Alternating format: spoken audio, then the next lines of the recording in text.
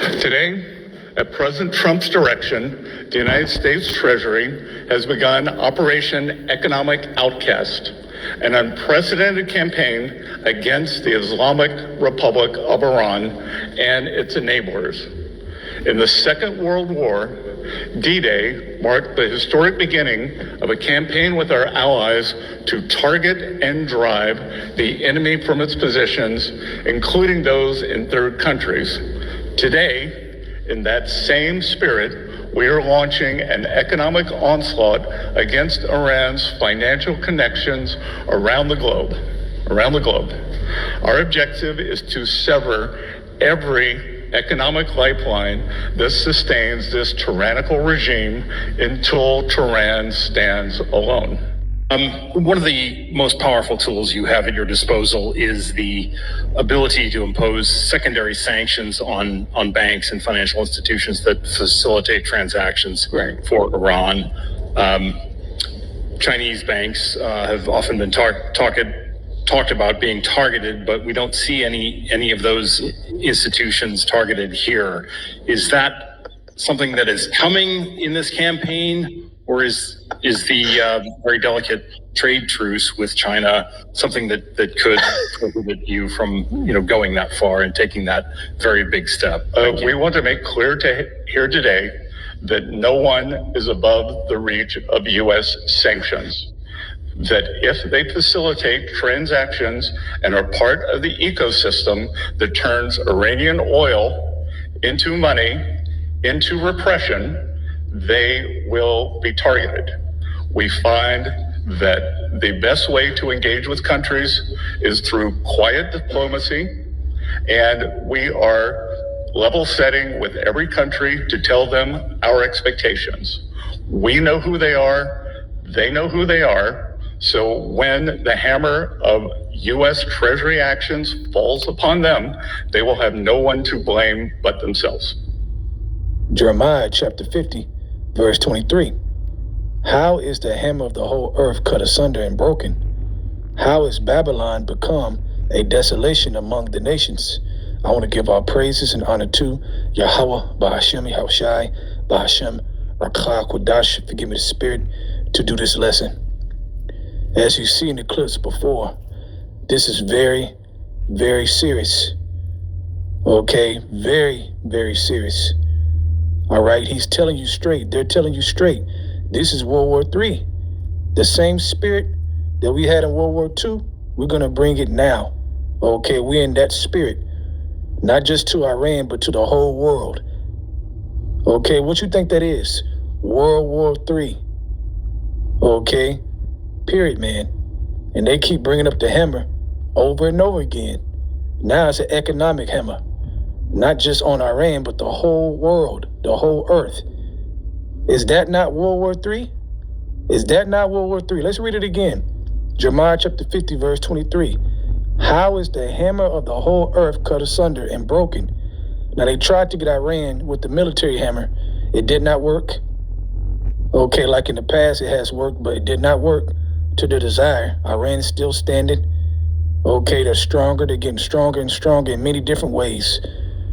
Okay, in front of the eyes of the world.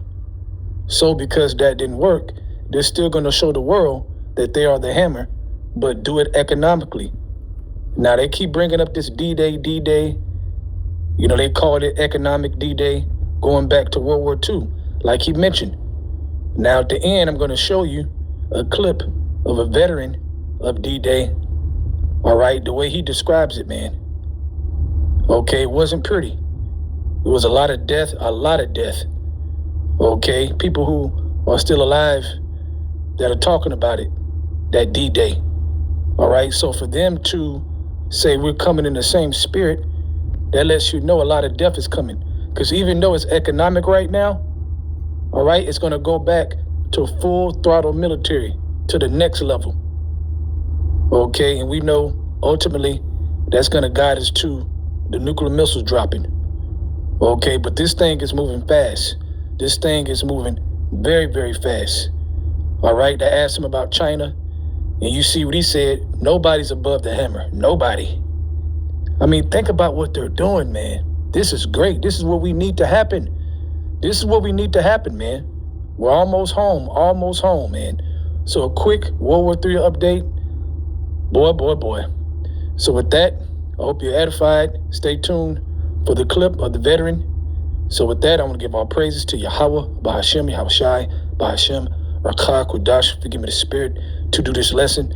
Double honor to the elders of Great Millstone, and shalom to your Archimedes doing the truth in all sincerity. Shalom. I've drawn machine gun fire from two machine guns. These German machine guns. Those machine guns, 42 shot, 1,200 rounds a minute. Twice as fast as any of ours. So they had me pinned down from both sides of the cliffs, and I got behind this little berm that was 6-8 inches tall, and that berm saved my life there. And while they were shooting right there in front of that berm, I dragged out a cigarette. I had a waterproof cigarette holder. Put it in my mouth. My matches were wet.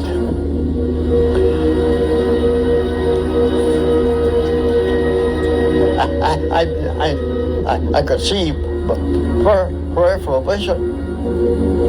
To the back of me, there was a soldier. So I hollered, "Hey, buddy, have you got a match?" No answer. I turned and looked, and there was no head under the helmet.